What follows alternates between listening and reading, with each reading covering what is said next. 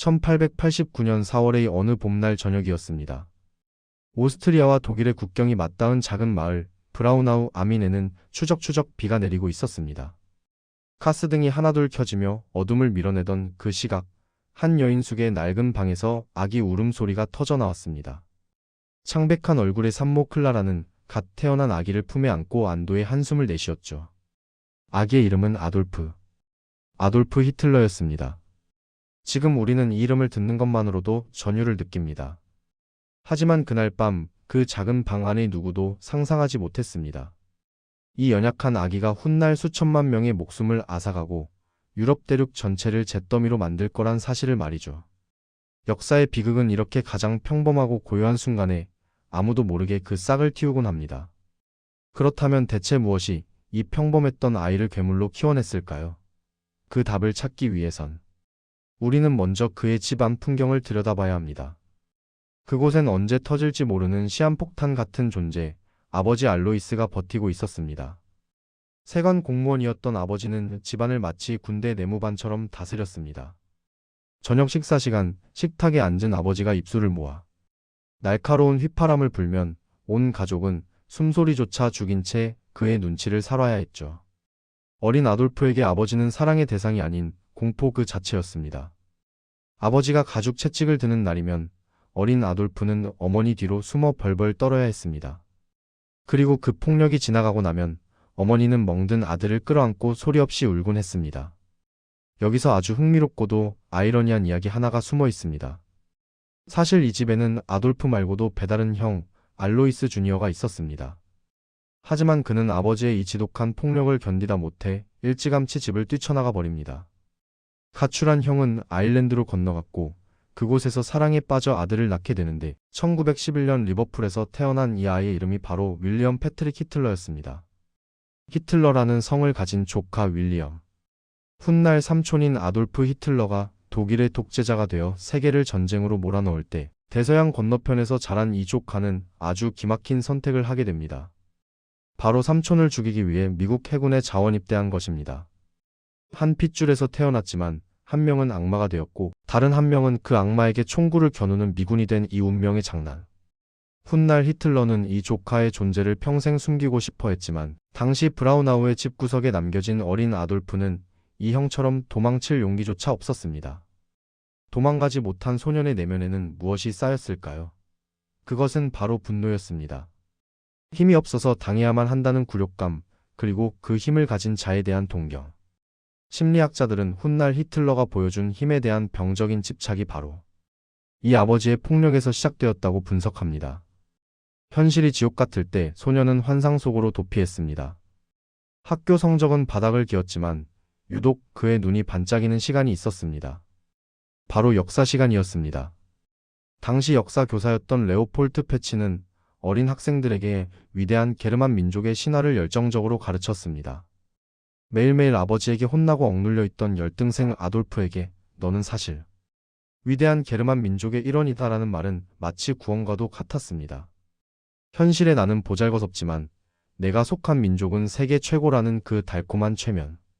그것은 소년이 비참한 현실을 잊게 해주는 유일한 마약이었습니다. 하지만 아버지 알로이스는 아들이 화가가 되거나 역사에 심취하는 꼴을 두고 볼 수 없었습니다.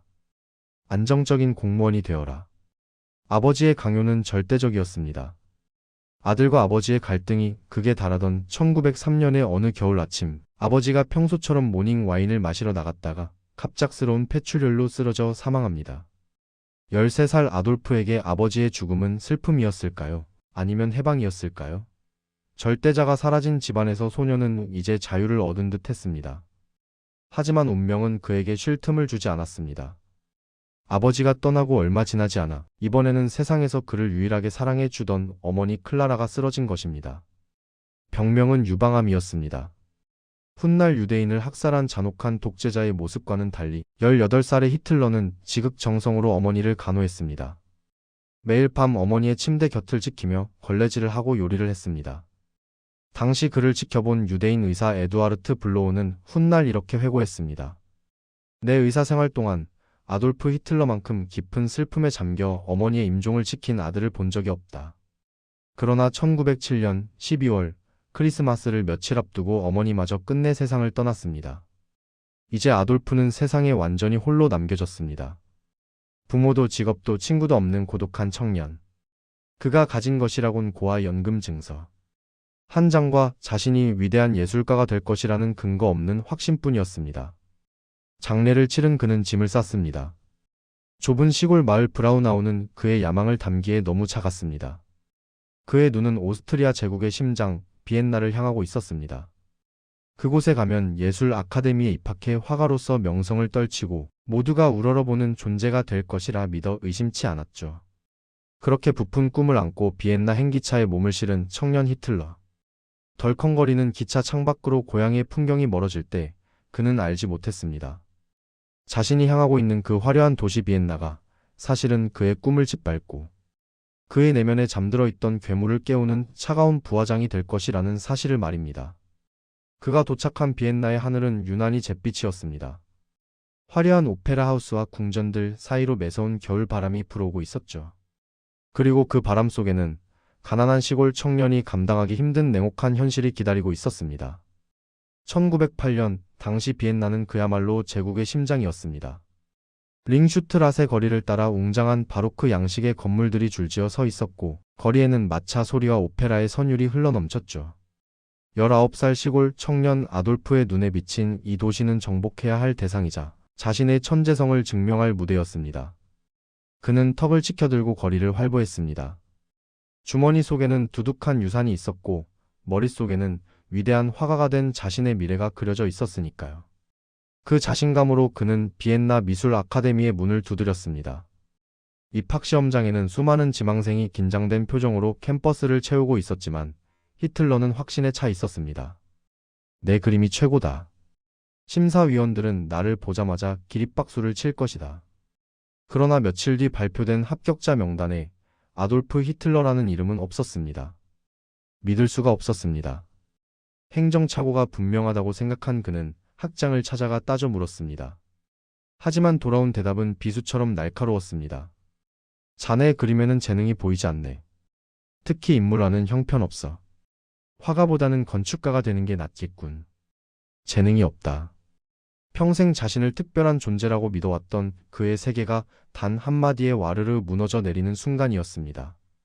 더 절망적인 건 건축가가 되려면 실업계 고등학교 졸업장이 필요했지만 그는 학교를 중퇴했기에 그 길조차 막혀 있었다는 사실이었죠. 그는 이 참담한 패배를 누구에게도 말하지 못했습니다. 고향의 친척들에게는 자신이 마치 예술학교에 잘 다니고 있는 것처럼 거짓 편지를 보냈고 하숙방에 틀어박혀 현실을 부정했습니다. 거짓된 삶은 오래가지 못했습니다. 주머니 속의 유산은 바닥을 드러냈고 고아 연금마저 끊기자 그는 순식간에 나락으로 떨어졌습니다. 화려한 옷을 입고 오페라를 보러 다니던 청년은 이제 며칠 된 딱딱한 빵 조각을 씹으며 공원 벤치에서 쪽잠을 자는 신세가 되었습니다. 1909년의 겨울 비엔나의 바람은 살을 내는 듯 차가웠습니다. 결국 그는 자존심을 모두 내려놓고 빈민들을 위한 무료 급식소 줄에 서게 됩니다. 그리고 밤이 되면 땀 냄새와 악취가 진동하는 남성 합숙소의 차가운 침대 한 칸에 몸을 누여야 했죠. 바로 옆 침대에는 알코올 중독자가 헛소리를 중얼거리고 반대편에는 병든 노숙자가 기침을 토해내는 그 지옥 같은 곳. 그곳이 바로 미래의 총통이 20대 초반을 보낸 집이었습니다. 여러분은 상상이 가시나요? 훗날 전용 비행기를 타고 유럽을 호령하게 될 남자가 낡은 외투 한 벌에 의지해 벼룩이 들끓는 합숙소에서 엽서 그림을 그려 팔아 연명했다는 사실이 말입니다. 그는 관광객들에게 팔릴 법한 비엔나의 풍경화를 기계적으로 그려내며 하루하루를 버텼습니다. 그런데 인간의 심리란 참으로 묘합니다. 이렇게 바닥까지 떨어졌을 때 사람은 보통 두 가지 반응을 보입니다. 자신의 부족함을 인정하고 다시 일어서거나 아니면 내 인생을 망친 누군가를 찾아내어 저주하거나. 불행히도 히틀러는 후자였습니다. 그의 콧대 높은 자존심은 자신의 실패를 도저히 인정할 수 없었습니다. 나는 천재다. 그런데 왜 내가 이런 쓰레기 같은 곳에서 자야 하지? 세상이 잘못되었다. 무언가 나를 방해하는 세력이 있다. 그의 눈에 비엔나 거리를 활보하는 부유한 사람들이 들어왔습니다. 모피 코트를 입고 마차에서 내리는 귀부인들, 금융가를 장악한 은행가들, 예술계를 주름 잡는 평론가들. 히틀러는 그들 중 상당수가 유대인이라는 사실에 주목했습니다. 굶주린 배를 움켜쥐고 바라본 쇼윈도 너머의 세상. 그곳에서 풍요를 누리는 유대인들의 모습은 그의 열등감에 불을 지폈습니다. 저들은 독일 민족의 피를 빨아먹는 기생충이다. 저들 때문에 위대한 게르만인이 가난에 시달리고 내가 인정을 받지 못하는 것이다. 그의 망상은 꼬리에 꼬리를 물고 이어졌습니다. 자신이 미술학교에서 떨어진 것도 심사위원 중에 유대인이 있었기 때문이라 믿었고 비엔나의 타락한 문화도 모두 유대인 탓이라 여겼습니다. 합숙소 휴게실에서 그는 동료 노숙자들을 모아놓고 침을 튀기며 열변을 토하기 시작했습니다. 게르만 민족은 다시 일어나야 한다. 저 잡종들을 몰아내야 한다. 아이러니하게도 그림으로는 인정받지 못했던 그가 정치적 선동에는 천부적인 재능을 보이기 시작한 것이 바로 이 더러운 합숙소 휴게실이었습니다. 잃을 것 없는 밑바닥 인생들의 분노를 자극하는 법을 그는 본능적으로 터득해 가고 있었던 것입니다. 정말 만약에 말입니다. 그때 미술 아카데미가 그를 합격시켜 주었다면 역사는 어떻게 바뀌었을까요? 아마 그는 평범한 풍경 화가로 살다가 이름 없이 죽었을 것이고 600만 명의 유대인과 수천만 명의 전사자들은 목숨을 건졌을지도 모릅니다. 역사상 가장 끔찍한 나비 효과가 바로 그 불합격 통지서 한 장에서 시작된 셈입니다. 비엔나에서의 5년. 그 시간은 히틀러에게 지옥이자 학교였습니다. 그는 그곳에서 가난을 배웠고 증오를 배웠으며 대중을 선동하는 법을 익혔습니다. 그리고 1913년 그는 마침내 비엔나를 떠나기로 결심합니다. 다양한 인종이 뒤섞여 사는 오스트리아 제국의 수도가 너무나 혐오스러웠기 때문입니다. 그가 향한 곳은 순수한 독일인의 도시, 독일 미넨이었습니다. 국경을 넘어 미넨 땅을 밟았을 때 그는 비로소 고향에 온 듯한 편안함을 느꼈다고 합니다.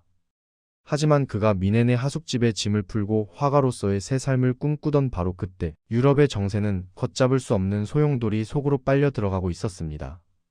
1914년 6월 미넨의 광장에 사람들이 구름처럼 몰려들었습니다.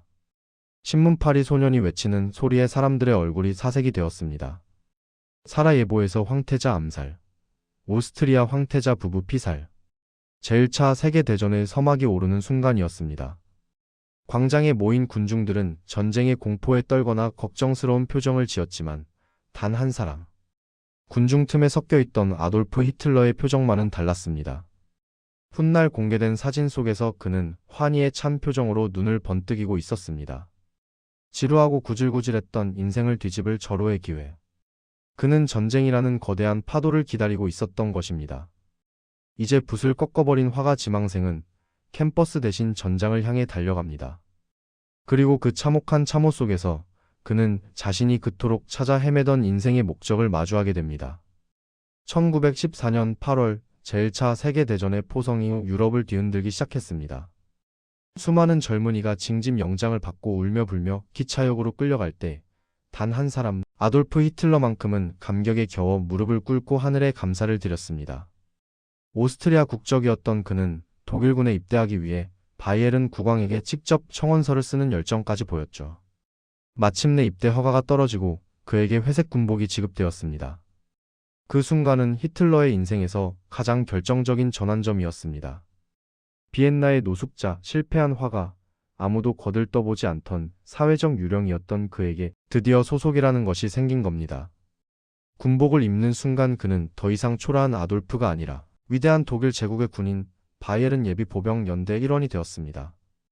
그는 훗날 나의 인생에서 가장 잊을 수 없고 숭고했던 시기라고 이때를 회상했습니다. 전장은 지옥 그 자체였습니다. 프랑스와 벨기에의 국경지대, 그 유명한 서부 전선의 참호는 진흙과 시체 그리고 쥐떼들이 뒤엉킨 아비규환이었습니다. 빗발치는 기관총 세례와 굉음을 내며 떨어지는 포탄 속의 병사들은 공포에 질려 미쳐갔습니다. 하지만 놀랍게도 히틀러는 물 만난 물고기 같았습니다. 그의 보직은 연락병이었습니다. 참호와 참호 사이 빗발치는 총탄을 뚫고 지휘관의 명령서를 전달하는 가장 위험하고 사망률이 높은 임무였죠. 동료들이 제발 집에 가고 싶다고 편지를 쓸 때 히틀러는 묵묵히, 아니 오히려 열정적으로 임무를 수행했습니다. 그는 휴가를 반납했고 여자 이야기나 술 타령을 하는 동료들을 경멸했습니다. 독일이 위기에 처했는데 어떻게 딴 생각을 할 수 있는가? 동료들은 그런 그를 괴짜라고 불렀지만 지휘관들은 그를 신뢰했습니다. 그 무모하리만치 용감했던 헌신 덕분에 그는 2번의 철십자 훈장을 받습니다. 특히 1918년에 받은 1급 철십자 훈장은 부사관급인 병장 계급으로서는 받기 힘든 최고의 영예였습니다. 실패만 거듭했던 그의 인생에서 처음으로 인정이라는 달콤한 열매를 맛본 것입니다. 가슴에 달린 그 차가운 훈장의 감촉, 그것은 그에게 너는 특별한 존재라고 속삭이는 듯 했습니다. 운명도 그를 돕는 것 같았습니다. 수많은 전우가 옆에서 머리가 터지고 팔다리가 잘려나갈 때 그는 기적처럼 상처 하나 없이 살아남았습니다. 한 번은 그가 참호 구석에서 저녁을 먹다가 갑자기 자리를 옮겼는데 몇 초 뒤 그가 앉아있던 자리에 포탄이 떨어져 동료들이 몰살당하는 일도 있었습니다. 이런 기적 같은 생존은 그에게 위험한 확신을 심어주었습니다. 신이 나를 보호하고 있다. 나에게는 완수해야 할 거대한 사명이 있다. 섭리에 대한 그의 광적인 믿음은 바로 이 참호 속에서 굳어졌습니다. 하지만 그 섭리는 그를 시련의 구렁텅이로 몰아넣기도 했습니다. 전쟁이 막바지로 치닫던 1918년 10월 13일 밤 벨기에 이프르 전선이었습니다. 영국군이 쏘아 올린 포탄들이 둔탁한 소리를 내며 터졌습니다. 그런데 이번 포탄은 뭔가 달랐습니다. 폭발음 대신 슉 하는 바람 빠지는 소리와 함께 노란 안개가 참호를 뒤덮기 시작했습니다. 겨자 가스라고 불리는 톡가스였습니다. 가스다, 가스. 비명이 터져나왔지만 이미 늦었습니다. 마늘 냄새와 비슷한 역한 냄새가 코를 찔렀고 고지어 눈이 불타는 듯한 통증이 밀려왔습니다. 히틀러는 비틀거리며 쓰러졌습니다. 세상이 온통 암흑으로 변해버렸습니다. 일시적인 실명이었습니다. 그는 덜컹거리는 구급차에 실려 독일 북동부의 파제발크 육군 병원으로 후송되었습니다. 눈이 보이지 않는 공포, 타들어가는 피부의 고통 속에서 그는 병상에 누워 오직 조국의 승리만을 기도했습니다. 전황이 불리하다는 소문은 들었지만 위대한 독일군이 진리가 없다고 끝내 승리할 것이라고 믿었습니다. 그러나 1918년 11월 10일 운명의 날이 찾아왔습니다. 병원의 늙은 목사가 무거운 표정으로 병실에 들어와 환자들을 모았습니다. 목사의 입술이 떨리고 있었습니다. 그리고 그가 뱉어낸 말은 히틀러의 고막을 찢는 것 같았습니다. 전쟁이 끝났습니다. 카이저 비렐름 황제께서 퇴위하시고 우리 독일은 항복했습니다. 침묵. 그리고 고지어 터져나온 병실의 통곡 소리. 하지만 히틀러는 울지 않았습니다. 아니, 울 수 없었습니다. 눈앞이 다시 캄캄해지는 듯 했습니다. 충격과 분노가 머리끝까지 치솟았습니다. 항복이라니. 우리가 전선에서 피 흘리며 싸우는 동안 대체 후방에서는 무슨 일이 있었던가. 그의 머릿속에서 하나의 무시무시한 논리가 만들어지기 시작했습니다. 독일군은 패배하지 않았다. 전선은 무너지지 않았어. 우리는 용감했다.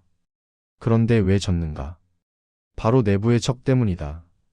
후방에서 파업을 일으키고 사회주의 혁명을 선동하고 전쟁을 반대했던 그 배신자들이 등 뒤에서 칼을 꽂은 것이다. 이른바 등 뒤의 비수, 즉 배후 중상설이라는 음모론이 그의 뇌리에 깊숙이 박히는 순간이었습니다. 그리고 그의 병적인 사고회로 속에서 그 배신자들의 정체는 곧 하나로 귀결되었습니다. 바로 그가 비엔나 시절부터 증오에 맞이 않았던 유대인과 마르크스주의자들이었습니다. 어둠 속에서 붕대를 감은 채 히틀러는 치를 떨며 맹세했습니다. 그의 자서전 나의 투쟁에는 당시의 심경이 이렇게 적혀 있습니다. 모든 것이 허사였다. 그 수많은 희생과 고통, 200만 명의 죽음이 다 헛된 것이었단 말인가. 나는 베개에 머리를 파묻었다. 그리고 그 밤 나는 결심했다. 나는 정치가가 되기로. 그것은 단순한 직업 선택이 아니었습니다. 자신을 파괴하고 독일을 무릎 꿇린 그 보이지 않는 적들에 대한 선전포고였습니다. 화가를 꿈꾸던 청년의 꿈은 완전히 죽었습니다. 그리고 그 시체 위에서 폭수심에 불타는 선동가가 눈을 뜨고 있었습니다. 퇴원 후 패전국 독일의 미넨으로 돌아온 히틀러. 거리에는 혁명의 깃발이 나부끼고 실업자가 넘쳐나고 있었습니다. 혼란 그 자체였던 그곳에서 그는 자신의 운명을 바꿀 또 다른 장소를 마주하게 됩니다. 허름한 맥주홀, 그리고 그곳에서 열리던 아주 작은 정당의 모임. 과연 그 초라한 모임이 전 세계를 뒤흔들 나치당이 시작이 될 줄 누가 알았을까요? 1919년 패전국 독일의 미네는 그야말로 끓어오르는 가마솥 같았습니다. 거리에는 일자리를 잃은 상위 군인들이 목발을 짚고 구걸하고 있었고 담벼락마다 혁명을 부르짖는 붉은 포스터가 나부꼈습니다. 사람들의 눈빛에는 배고픔과 분노, 그리고 누군가를 물어뜯고 싶어 하는 살기가 서려 있었죠. 군 병원에서 퇴원해 미넨으로 돌아온 히틀러는 갈 곳이 없었습니다. 민간인 신분으로 돌아가면 굶어 죽기 딱 좋은 상황이었기에 그는 필사적으로 군대에 남으려 했었습니다. 다행히 군 정보국은 이 말수 적고 충성스러운 병사에게 새로운 임무를 하나 줍니다. 바로 미넨 시내의 우후죽순처럼 생겨나는 수많은 소규모 정당들을 감시하고 보고하는 일종의 스파이 임무였습니다. 9월의 어느 가을 저녁, 히틀러는 상부의 지시를 받고 미넨 시내의 한 허름한 술집 슈테르네커브로이로 향했습니다. 그곳에서는 독일 노동자당이라는 아주 작고 보잘것없는 단체의 모임이 열리고 있었습니다. 히틀러는 구석자리에 앉아 맥주 한 잔을 시켜놓고 그들을 지켜봤습니다. 회원은 고작 40여 명. 조명은 어두침침했고 연사들의 주장은 지루하기 짝이 없었습니다. 이런 오합지졸들이 무슨 위험이 되겠어. 그는 하품을 하며 자리를 뜨려 했습니다. 바로 그때였습니다. 한 참석자가 일어나 바이에른 주가 독일에서 분리되어야 한다는 둥 헛소리를 늘어놓기 시작했습니다. 순간 히틀러의 내면에서 무언가가 툭 하고 끊어졌습니다. 평소 조용하던 그는 갑자기 자리를 팍 차고 일어나 그 남자를 향해 걸어갔습니다. 그리고는 맹렬한 기세로 소리를 지르기 시작했습니다. 당신 지금 제정신입니까? 위대한 독일 민족이 하나로 뭉쳐도 모자랄 판의 분열을 조장하다니. 그의 목소리는 술집 전체를 쩌렁쩌렁 울렸습니다. 단순히 소리만 큰 것이 아니었습니다. 그의 논리는 정연했고 뿜어내는 기세는 사람을 압도했습니다. 맥주잔을 부딪히며 떠들던 사람들이 하나둘 입을 다물고 그를 쳐다보았습니다. 술집 안에는 오직 히틀러의 목소리만이 맹수처럼 포효했습니다. 15분간의 일장연설. 그가 말을 마치고 씩씩대며 자리를 앉자 좌중은 찬물을 끼얹은 듯 조용해졌습니다. 그 모습을 넋을 잃고 바라보던 사람이 있었습니다. 바로 이 당을 만든 안톤 드렉슬러였습니다. 그는 히틀러에게 다가와 꼬깃꼬깃한 팸플릿 한 장과 입당 신청서를 쥐어주며 말했습니다. 젊은이, 자네는 정말 대단한 입을 가졌구먼. 우리와 함께하지 않겠나? 며칠 뒤 히틀러는 고민 끝에 이 제안을 받아들였습니다. 당원 번호 555번. 사실 당원이 너무 적어 보일까 봐 숫자를 500부터 시작했기에 실제로는 55번째 당원이었습니다. 스파이로 잠입했다가 그 조직의 핵심 멤버가 되어버린 참으로 기묘한 운명의 장난이었죠. 이때부터 히틀러는 자신이 가진 무시무시한 재능을 깨닫게 됩니다. 바로 연설이었습니다. 그는 자신이 마이크를 잡으면 사람들의 눈빛이 어떻게 변하는지를 본능적으로 감지했습니다. 그는 무대 위에서 치밀한 연기자였습니다. 처음에는 아주 낮고 침착한 목소리로 시작합니다. 청중의 답답한 현실을 위로하며 공감대를 형성하죠. 그러다 조금씩 목소리를 높이며 사람들의 분노를 자극합니다. 우리가 왜 이렇게 가난해야 합니까? 저 베르사유 조약 때문입니다. 우리 등 뒤에 칼을 꽂은 배신자들 때문입니다. 그리고 절정의 순간 그는 격정적인 몸짓과 함께 쉰 목소리로 절규합니다. 독일이여 깨어나라. 그러면 사람들은 최면에 걸린 듯 눈물을 흘리고 열광하며 그의 이름을 연호했습니다. 비엔나에서 엽서나 그리던 찌질한 청년은 더 이상 없었습니다. 그 무대 위에서만큼은 그는 전지전능한 신이자 구원자였습니다. 그 짜릿한 지배감, 수천 명의 감정을 내 손안에서 주무르는 쾌감. 히틀러는 그 마약 같은 권력의 맛에 완전히 중독되었습니다. 그는 당을 자신의 사유물처럼 개조하기 시작했습니다. 대중에게 각인될 강력한 브랜드가 필요하다고 생각했죠. 그는 밤을 새워가며 당의 깃발을 직접 디자인했습니다. 피처럼 붉은 바탕은 사회적 이념을, 그 안에 하얀 원은 민족주의를 상징했습니다. 그리고 그 한가운데에 고대부터 전해오던 문양을 검은색으로 그려 넣었습니다. 내 귀퉁이가 꺾인 십자가. 바로 하켄크로이치였습니다. 붉은 바탕의 검은 갈고리 십자가 깃발이 처음으로 미넨의 거리에서 펄럭였을 때 그것은 단순한 깃발이 아니었습니다. 그것은 앞으로 다가올 피해 시대를 예고하는 불길한 부적이었습니다. 그는 당의 이름도 국가사회주의 독일 노동자당, 줄여서 나치로 바꾸었습니다. 소문은 미넨 전역으로 퍼져나갔습니다. 호프브로이하우스 맥주홀에 가면 기가 막힌 연설을 하는 남자가 있다더라. 수십 명이던 청중은 수백 명, 수천 명으로 불어났습니다. 실직자, 전쟁 영웅, 극우파, 심지어 지식인들까지 그 좁은 맥주홀로 몰려들었습니다. 그들은 맥주잔을 부딪히며 히틀러의 입에서 쏟아지는 증오의 언어에 환호했습니다. 히틀러는 확신했습니다. 이제 때가 되었다. 독일 사회는 혼란스러웠고 정부는 무능했습니다. 그는 이탈리아의 무솔리니가 로마로 진군해 정권을 잡았다는 소식을 듣고 가슴이 뛰었습니다. 나라고 못할 게 뭔가. 이 썩어빠진 공화국을 무너뜨리고 내가 새로운 독일을 세우겠다. 1923년 11월 8일 저녁. 뮌헨의 거대한 맥주홀 비르거브로이켈러에서는 바이에른주 정부의 고관들이 모여 연설을 듣고 있었습니다. 밖에는 차가운 가을비가 내리고 있었고 맥주홀 안은 3천여 명의 군중이 뿜어내는 열기로 가득 차 있었죠. 갑자기 쾅하는 소리와 함께 육중한 문이 열리고 긴 가죽 코트를 입은 히틀러가 무장한 돌격대원들과 함께 난입했습니다. 사람들의 시선이 그에게 쏠린 순간 히틀러는 의자 위로 뛰어올라 천장을 향해 권총을 발사했습니다.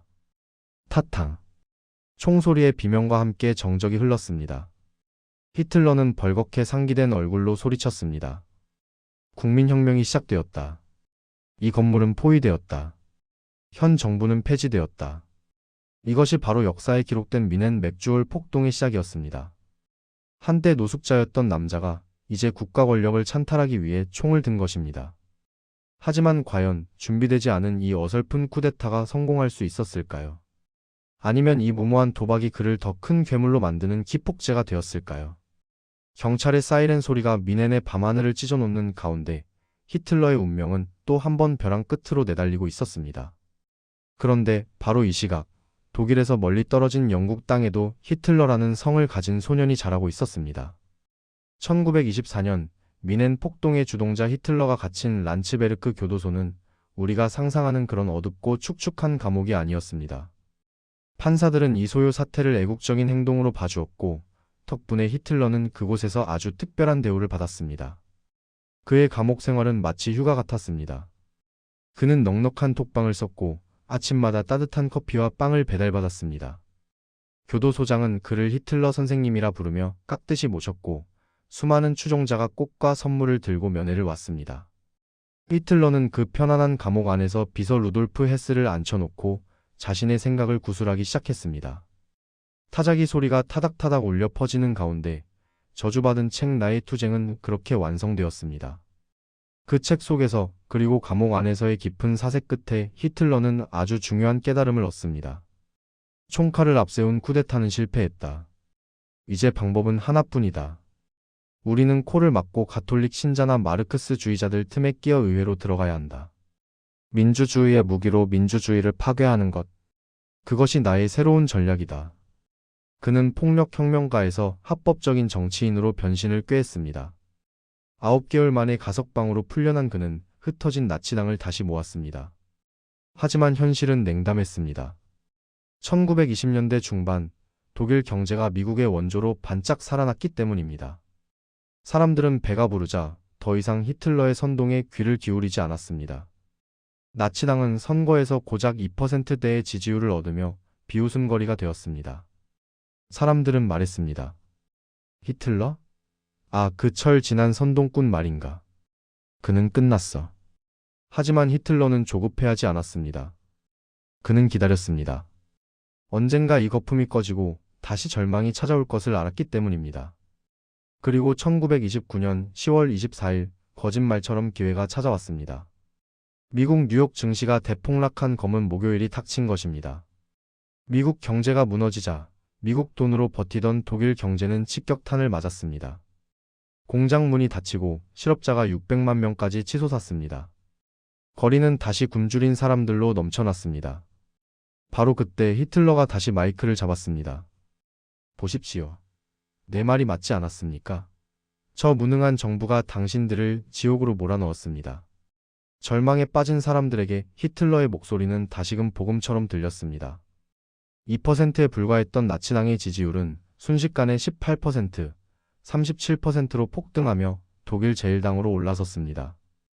하지만 제1당이 되었다고 바로 총리가 되는 것은 아니었습니다. 당시 독일 대통령은 제1차 세계대전의 영웅이자 84세의 노인 파울 폰 힌덴부르크였습니다. 그는 보헤미아의 상등병 출신인 히틀러를 천박하다고 싫어했습니다. 총리 임명권을 쥔 대통령이 버티고 있는 한 히틀러의 집권은 불가능해 보였습니다. 여기서 독일 보수파 정치인들의 치명적인 오판이 등장합니다. 프란츠 폰 파펜 같은 보수 원로들은 히틀러의 인기는 탐나지만 그에게 권력을 주기는 싫었습니다. 그래서 그들은 힌덴부르크 대통령을 찾아가 귓속말을 했습니다. 각하 히틀러를 총리로 임명하시죠. 대신 우리 보수파가 부총리와 장관직을 다 차지해서 그를 포위하면 됩니다. 그는 허수아비가 될 것이고 우리는 그의 인기를 이용만 하면 됩니다. 우리가 그를 구석으로 몰아넣어 찍소리도 못하게 만들겠습니다. 이것은 역사상 가장 어리석은 도박이었습니다. 그들은 자신들이 맹수를 길들일 수 있다고 믿었지만 히틀러는 그들이 생각하는 것보다 훨씬 교활한 맹수였습니다. 1933년 1월 30일 마침내 힌덴부르크 대통령은 히틀러를 독일 제국 총리로 임명합니다. 그날 밤 베를린의 브란덴부르크 문 앞에는 수만 명의 나치 돌격대가 횃불을 들고 행진했습니다. 붉은 불빛이 밤하늘을 수놓는 그 광경을 창가에서 내려다보던 유대인 화가 막스 리버만은 이렇게 탄식했다고 합니다. 토가 나올 것 같아서 더 이상 밥을 먹을 수가 없구나. 총리가 된 히틀러에게는 아직 마지막 족쇄가 남아 있었습니다. 바로 의회와 헌법이었습니다. 그는 완전한 독재자가 되기 위해 이 거추장스러운 민주주의 시스템을 파괴할 명분이 필요했습니다. 취임 한 달 뒤인 2월 27일 밤 베를린의 국회의사당 건물에서 거대한 불길이 치솟았습니다. 범인은 마리누스 반 데어 루베라는 네덜란드 출신의 공산주의 청년으로 밝혀졌습니다. 이 방화 사건이 히틀러의 자작극인지 아니면 우연히 일어난 사건을 히틀러가 이용한 것인지는 아직도 역사의 미스터리입니다. 하지만 중요한 것은 히틀러가 이 불길을 놓치지 않았다는 점입니다. 화재 소식을 듣고 현장에 도착한 히틀러는 얼굴을 붉히며 고함쳤습니다. 이것은 공산주의자들의 신호탄이다. 지금 당장 저들을 막지 않으면 독일은 불바다가 될 것이다. 다음 날 히틀러는 겁에 질린 힌덴부르크 대통령을 압박해 국민과 국가를 보호하기 위한 긴급 명령에 서명하게 만들었습니다. 이 서명 하나로 독일 국민의 언론, 집회, 결사의 자유는 모두 정지되었습니다. 영장 없는 체포가 가능해졌고 도청이 합법화되었습니다. 그리고 3월 히틀러는 최후의 일격을 가합니다. 바로 수권법이었습니다. 의회의 동의 없이 행정부가 마음대로 법을 만들 수 있는 권한, 즉 입법권을 히틀러에게 통째로 넘기는 법안이었습니다. 투표 당일 국회의사당 주변은 살벌한 분위기였습니다. 무장한 나치 돌격대원들이 의원들을 에워싸고 노려보며 공포 분위기를 조성했죠. 공산당 의원들은 이미 다 체포되거나 도망친 상태였습니다. 결국 사회민주당의 반대에도 불구하고 수권법은 압도적인 표차로 통과되었습니다. 민주주의가 민주적인 투표를 통해 스스로 자살하는 순간이었습니다. 투표가 끝난 후 히틀러는 의사당 연단에 서서 비릿한 미소를 지었습니다. 이제 그를 막을 수 있는 법은 세상에 없었습니다. 판사도 국회도 대통령도 그의 아래에 있었습니다. 합법적으로 괴물이 된 그는 이제 독일 내부의 적들을 청소할 준비를 마쳤습니다. 하지만 그 전에 그는 자신을 총리 자리까지 올려준 사냥개들, 바로 나치 돌격대마저 거슬리기 시작했습니다. 너무 커버린 사냥개는 주인까지 물 수 있는 법이니까요. 히틀러는 자신의 오랜 동지들을 향해 칼을 빼듭니다. 역사는 그 피비린내 나는 밤을 장검의 밤이라 부릅니다. 어제의 동지가 오늘의 시체가 되는 숙청의 밤. 과연 히틀러는 자신의 과거를 어떻게 지워버렸을까요? 1934년 6월 독일의 권력을 손에 쥔 히틀러에게는 한 가지 골칫거리가 있었습니다. 바로 그가 가장 힘들 때 곁을 지켰던 오랜 친구이자 나치 돌격대의 대장 에른스트 렘이었습니다. 렘이 이끄는 300만 명의 돌격대는 히틀러가 집권하는데 1등 공신이었습니다. 하지만 그들은 너무 거칠고 통제 불능이었습니다. 그들은 술에 취해 행패를 부리며 제2의 혁명을 외쳤고 이는 독일의 정규 국방군과 자본가들을 불안하게 만들었습니다. 히틀러는 선택해야 했습니다. 을이냐 아니면 권력이냐. 히틀러는 망설임 없이 권력을 택했습니다. 국방군의 지지를 얻기 위해 그는 자신의 손과 발이 되어주었던 돌격대를 제물로 바치기로 결심합니다. 1934년 6월 30일 새벽 히틀러는 직접 권총을 차고 미넨 근교의 호텔을 급습했습니다. 그곳에는 램과 돌격대 간부들이 휴가를 즐기고 있었습니다. 침실 문을 박차고 들어간 히틀러는 잠옷 차림의 램을 향해 소리쳤습니다. 너를 반역죄로 체포한다. 어제의 친구였던 램은 감옥으로 끌려갔고 감방 안에서 권총 한 자루를 건네받았습니다. 자살하라는 무언의 압박이었죠. 하지만 램은 끝까지 거부했습니다. 아돌프가 직접 와서 쏘라고 해라. 결국 감방문이 열리고 두 발의 총성이 울렸습니다. 나치의 인자이자 히틀러의 가장 친한 친구는 그렇게 비참한 최후를 맞이했습니다. 이날 밤 램뿐만 아니라 히틀러에게 조금이라도 거슬렸던 수백 명의 정적들이 영문도 모른 채 집에서 끌려나와 처형당했습니다. 역사는 이 피의 숙청을 장검의 밤이라고 부릅니다. 이 잔혹한 밤을 통해 히틀러는 누구도 넘볼 수 없는 절대 권력자로 등극했고 국방부는 이대가로 히틀러에게 충성을 맹세했습니다. 그리고 한 달 뒤인 8월 늙고 병든 힌덴부르크 대통령이 사망했습니다. 히틀러는 기다렸다는 듯이 대통령직과 총리직을 하나로 합쳤습니다. 그리고 자신을 새로운 호칭으로 부르게 했습니다. 나를 지도자 겸 총리, 즉 총통이라 불러라. 독일의 모든 군인은 헌법이 아닌 히틀러 개인에게 목숨을 바치겠다는 충성 서약을 해야 했습니다. 이제 독일에서 그의 말은 곧 법이자 신의 명령이 되었습니다. 완전한 지배자가 된 히틀러의 눈은 이제 국경 밖을 향했습니다. 그는 베르사유 조약으로 묶여있던 독일의 족쇄를 하나씩 끊어버리기 시작했습니다. 1935년 그는 보란듯이 재무장을 선언하고 징병제를 부활시켰습니다. 영국과 프랑스는 깜짝 놀랐지만 공식적인 항해 외에는 아무것도 하지 않았습니다. 그들은 또다시 전쟁이 터지는 것을 두려워했기 때문입니다. 상대방의 겁먹은 눈빛을 읽은 히틀러는 도박에 판돈을 키웠습니다. 1936년 3월 그는 군대를 이끌고 라인란트로 진군했습니다.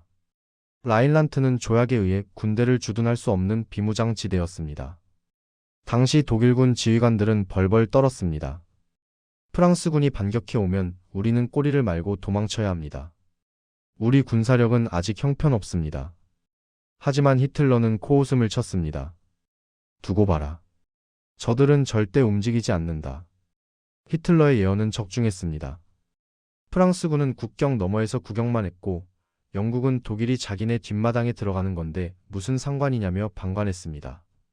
무혈입상. 히틀러가 총 한 발 쏘지 않고 승리하자 독일 국민은 그를 천재적인 전략가라며 열광했습니다.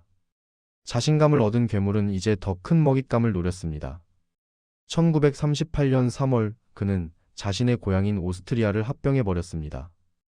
비엔나 영웅 광장에 선 히틀러는 수십만 군중의 환호를 받으며 감격에 젖었습니다. 노숙자로 쫓겨났던 그 도시를 이제 정복자로서 다시 밟은 것입니다. 하지만 유럽의 지도자들은 여전히 침묵했습니다. 그들의 침묵은 평화를 지키기 위한 인내였을까요? 아니면 비겁한 방관이었을까요? 그 비겁함의 절정은 1938년 9월 미넨 회담에서 드러났습니다. 히틀러가 체코슬로바키아의 영토인 주데텔란트를 내놓으라고 협박하자 영국 총리 네빌 체인벌린이 미넨으로 날아왔습니다. 체인벌린은 히틀러의 손을 잡고 달랬습니다. 이 땅만 가지면 더 이상 전쟁은 없는 겁니까?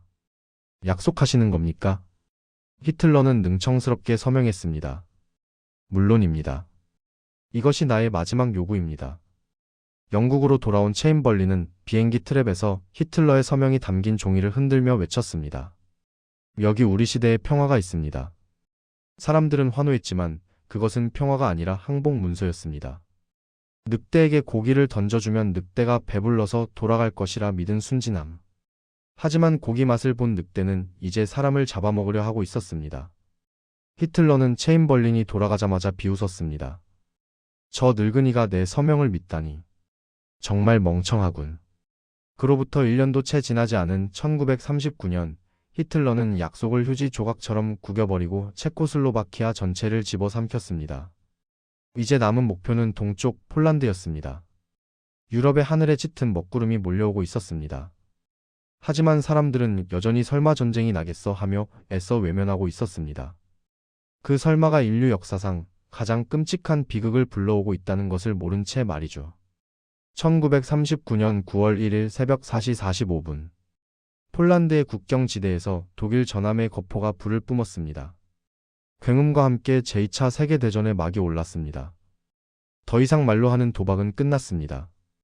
이제 강철과 불 그리고 피해 시간이 시작된 것입니다. 파죽지세로 밀고 들어가는 독일의 전차부대 앞에서 폴란드의 기병대는 창을 들고 맞서야 했습니다. 그리고 히틀러의 시선은 폴란드를 넘어 저 멀리 동쪽의 거대한 붉은 제국 소련을 향하고 있었습니다. 자신의 운명을 파멸로 이끌 그 얼어붙은 땅으로 말이죠. 1940년 여름 히틀러의 위세는 하늘을 찌를 듯 했습니다. 폴란드는 한 달 만에 지도에서 지워졌고 유럽 최강의 육군을 자랑하던 프랑스마저 단 6주 만에 무릎을 꿇었습니다.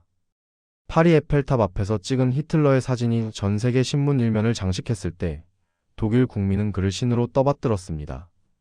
그는 확신했습니다. 나는 운명이 선택을 받은 자다. 나에게 불가능은 없다.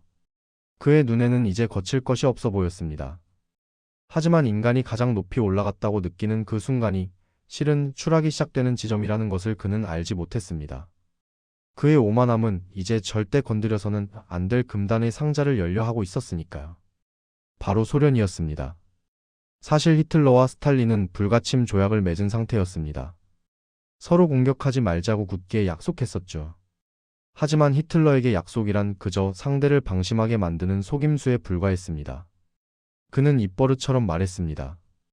나의 진짜 적은 서쪽의 영국이나 프랑스가 아니다. 나의 사명은 동쪽의 저 야만적인 공산주의자들을 멸종시키고 우리 게르만 민족이 영원히 살 땅을 확보하는 것이다. 1941년 6월 22일 새벽 3시 15분 역사상 최대 규모의 군사작전 바르바로사 작전이 시작되었습니다. 무려 300만 명이 넘는 독일군과 3,000대의 전차가 국경을 넘어 소련으로 쇄도에 들어갔습니다. 히틀러는 장담했습니다. 우리가 문을 팍 차고 들어가기만 하면 저 썩은 건물은 스스로 무너져 내릴 것이다. 전쟁은 겨울이 오기 전에 끝날 것이다. 초반의 기세는 실로 놀라웠습니다. 기습을 전혀 예상하지 못한 소련군은 추풍낙엽처럼 쓰러졌습니다. 스탈린은 충격에 빠져 며칠 동안 별장에 틀어박혀 아무도 만나지 않았을 정도였죠. 독일군은 파죽지세로 진격해 모스크바가 보이는 곳까지 도달했습니다. 쌍안경으로 크렘린 궁전의 첨탑을 볼 수 있을 정도였으니 히틀러의 승리는 눈앞에 있는 듯 했습니다. 하지만 히틀러가 계산하지 못한 가장 강력한 적이 그들을 기다리고 있었습니다. 그것은 소련군이 아니었습니다. 바로 러시아의 동장군 겨울이었습니다. 그의 겨울은 유난히 빨리 그리고 혹독하게 찾아왔습니다. 영하 30도, 40도를 오르내리는 살인적인 추위가 덮치자 승승장구하던 독일의 기계 부대는 고철 덩어리로 변해버렸습니다. 전차의 엔진 오일이 얼어붙었고 기관총의 놀이쇠가 작동하지 않았습니다. 더 끔찍한 것은 병사들이었습니다. 겨울이 오기 전에 전쟁이 끝날 것이라 믿었던 히틀러는 병사들에게 두툼한 겨울옷을 지급하지 않았습니다. 얇은 여름 군복을 입은 독일 병사들은 참호 속에서 동상으로 팔다리가 썩어 들어갔고 그대로 얼어 죽어 시체가 되었습니다. 얼어붙은 땅 위에서 진격은 멈췄고 소련군은 끈질기게 버텼습니다. 전쟁은 히틀러의 예상과는 정반대로 끝없는 소모전의 늪으로 빠져들었습니다. 그리고 1942년 여름 히틀러는 전세를 뒤집기 위해 남쪽의 전략적 요충지 스탈린그라드로 군대를 돌렸습니다. 스탈린의 이름이 붙은 이 도시를 점령해서 소련의 자존심을 꺾고 석유를 차지하겠다는 계산이었습니다. 이곳에서 인류 역사상 가장 잔혹한 전투, 스탈린그라드 전투가 벌어졌습니다. 폭격으로 폐허가 된 도시, 무너진 건물 잔해 사이사이에서 병사들은 쥐새끼처럼 기어다니며 서로를 죽였습니다. 그래서 이 전투를 쥐들의 전쟁이라고 불렀습니다. 지하실 하수구, 방 한 칸을 두고 피비린내 나는 백병전이 몇 달 동안 이어졌습니다. 독일 제육군은 도시에 고립되었습니다. 보급은 끊겼고 병사들은 굶주림에 지쳐 쥐나 죽은 말의 고기를 뜯어먹으며 버텼습니다. 현장 지휘관 파울루스 장군은 히틀러에게 애원했습니다. 총통 각하 병사들이 죽어갑니다. 제발 후퇴를 허락해 주십시오. 하지만 벙커 속의 히틀러는 지도 위에서 존재하지 않는 부대들을 이리저리 옮기며 소리쳤습니다. 항복은 없다. 후퇴도 없다. 마지막 한 사람까지 싸우다 죽어라. 그것이 독일 군인의 명예다. 히틀러에게 병사들은 체스판 위의 말에 불과했습니다. 그는 자신의 자존심을 지키기 위해 30만 명의 젊은이를 사지로 몰아넣었습니다. 결국 1943년 2월 파울루스 장군은 히틀러의 명령을 어기고 소련군에게 항복했습니다. 스탈린그라드의 패배. 이것은 단순한 패배가 아니었습니다. 무적이라 불리던 독일군이 처음으로 괴멸당한 사건이자 전쟁의 주도권이 완전히 넘어가는 결정적인 순간이었습니다. 이제 사냥꾼이 사냥감이 되어 쫓기는 신세가 된 것입니다. 독일 국민도 충격에 빠졌습니다. 라디오에서는 장엄한 장송곡이 울려 퍼졌지만 사람들은 직감했습니다. 우리는 졌다. 이제 저 야만적인 소련군이 복수의 칼을 갈며 우리에게로 올 것이다. 하지만 히틀러는 여전히 현실을 부정했습니다. 그는 베를린의 깊은 벙커 속으로 숨어들었습니다. 햇빛이 들지 않는 그 지하 세계에서 그는 약물에 의존하며 떨리는 손으로 지도를 노려보았습니다. 그의 눈빛은 초점을 잃었고 몸은 늙은이처럼 구부정해졌습니다. 동쪽에서는 붉은 군대가 성난 파도처럼 밀려오고 있었고 서쪽에서는 미국과 영국군이 노르망디 해변에 상륙했습니다. 독일 제국을 조여오는 거대한 강철의 포위망. 그 조여오는 공포 속에서 히틀러의 광기는 이제 자신의 국민들을 향하기 시작합니다. 독일이 질 바엔 독일 국민 모두가 죽는 게 낫다. 패배를 앞둔 독재자의 마지막 주문, 이 끔찍한 내로 명령이 내려진 가운데 베를린의 지하 벙커에서는 최후의 막장이 준비되고 있었습니다. 그리고 그 순간 대서양 건너편에서 날아온 조카 윌리엄의 총구도 보이지 않는 곳에서 서서히 삼촌의 심장을 겨누고 있었습니다. 1945년 4월 베를린의 하늘은 잿빛 연기로 뒤덮여 있었습니다. 동쪽에서는 소련군의 포탄이 비오듯 쏟아졌고 서쪽에서는 연합군의 폭격기가 도시를 맹타했습니다. 한때 천년 제국을 꿈꿨던 수도 베를린은 이제 거대한 무덤으로 변해버렸습니다. 그 무너진 도시의 한가운데 총통 관저 정원 지하 5m 깊은 곳에 히틀러의 마지막 은신처가 있었습니다. 두꺼운 콘크리트 벽으로 둘러싸인 지하 벙커. 그곳은 햇빛도 신선한 공기도 들어오지 않는 마치 거대한 관과 같은 곳이었습니다. 그 안에서 히틀러는 유령처럼 변해가고 있었습니다. 56살의 나이였지만 그의 모습은 마치 80살 먹은 노인 같았습니다. 구부정한 등, 초점을 잃은 흐릿한 눈동자, 그리고 멈추지 않고 덜덜 떨리는 왼손. 그는 등 뒤로 손을 감추며 그 떨림을 숨기려 애썼지만 벙커의 참모들은 모두 알고 있었습니다. 그가 육체적으로나 정신적으로나 완전히 붕괴하고 있다는 것을 말이죠. 하지만 그의 입에서 나오는 명령만큼은 여전히 섬뜩했습니다. 패배가 확실해지자 그는 자신의 국민들을 향해 최후의 저주를 퍼부었습니다. 이른바 네로 명령이었습니다. 적이 이용할 수 있는 모든 것을 파괴하라. 공장도 철도도 수도시설도 식량 창고도 모두 불태워라. 참모가 물었습니다. 총통 각하, 그러면 살아남은 우리 독일 국민들은 어떻게 살아갑니까? 히틀러는 차갑게 대답했습니다. 전쟁에서 진다면 국민 따위는 필요 없다. 가장 강한 자들이 이미 전쟁터에서 다 죽었으니 남은 열등한 자들이야 죽든 말든 내 알바 아니다. 자신을 그토록 숭배했던 국민들을 그는 헌신짝처럼 버렸습니다. 그것이 바로 독재자가 가진 사랑의 실체였습니다. 현실 감각이 마비된 그는 지도 위에서 이미 전멸해버린 유령 부대들을 이리저리 옮기며 소리쳤습니다. 슈타이너 장군이 공격하면 모든 게 해결된다. 뱅크 군단은 어디 있나? 왜 공격하지 않는 거야? 침묵하는 장군들을 향해 그는 입에 거품을 물고 배신자라고 고함을 질렀습니다. 벙커 안은 곰팡이 냄새와 소독약 냄새, 그리고 죽음의 공포가 뒤섞여 숨조차 쉬기 힘들었습니다. 바로 이 시각, 대서양 건너편의 상황은 너무나 대조적이었습니다. 미국 해군 의무병 윌리엄 패트릭 히틀러. 히틀러의 조카인 그는 베를린이 불타고 있다는 소식을 라디오로 듣고 있었습니다. 그는 벙커에 숨은 삼촌과 달리 전우들과 함께 승리를 향해 전진하고 있었죠. 한 핏줄에서 태어났지만 삼촌은 악마가 되어 지하구덩이 속에 갇혔고 조카는 그 악마를 잡는 군인이 되어 빛 속에 서 있었습니다. 윌리엄이 훗날 훈장을 받고 제대하여 평범한 시민으로 살아가는 동안 히틀러라는 이름은 영원히 지워지지 않는 저주의 낙인이 되어 역사에 남게 됩니다. 다시 베를린의 지하 벙커. 4월 29일 소련군의 탱크 소리가 지척에서 들려오기 시작했습니다. 최후의 순간이 왔음을 직감한 히틀러는 아주 기묘한 결혼식을 올립니다. 상대는 지난 10여 년간 그의 곁을 그림자처럼 지켜온 여인 에바 브라운이었습니다. 폭격 소리가 축포처럼 울리는 가운데 두 사람은 떨리는 손으로 혼인신고서에 서명했습니다. 그것은 결혼 서약이 아니라 함께 죽겠다는 사망 서약이나 다름없었습니다.